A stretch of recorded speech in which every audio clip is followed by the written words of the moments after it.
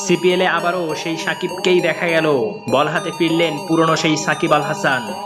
না অনেক উইকেট নেননি, 4 ওভারে 25 রান দিয়ে নিয়েছেন 1 উইকেট। তবে এর মধ্যেই আছে একটি বিশেষত্ব। সিপিএলে খেলার আগে 5 ম্যাচে 1 ইনিংসে সাকিব সর্বোচ্চ বোলিং করেছেন 2 ওভার, তাও ষষ্ঠ সপ্তম বোলার হিসেবে। তবে আজ প্রথম সাকিব তার বোলিং কোঠা পূরণ করলেন। সেই পুরনো দিনের মতো নতুন বলে পাওয়ার প্লেতে নিলেন উইকেটও। শুরুতে সাকিব মানরুকে ফিরালেও রান তাড়ায় কোনো অসুবিধা হয়নি নাইট রাইডার্সের। কার্টিও হেলসের 87 রানের জুটিতে আসলে তাদের জয় নিশ্চিত হয়ে যায়। 4 নম্বরে নেমে নিকোলাস পরান 11 বলে 23 রান করে কাজটি আরও সহজ হয় দলটির। আজ ক্যারিয়ারের 88তম টি-20 50 পেয়েছেন হেলস, যা সর্বোচ্চ 50 করা ব্যাটসম্যানদের তালিকায় ষষ্ঠ।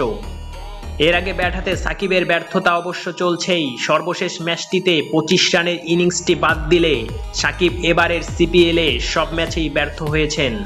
আজও আউট হয়েছেন 14 বলে 13 রান করে।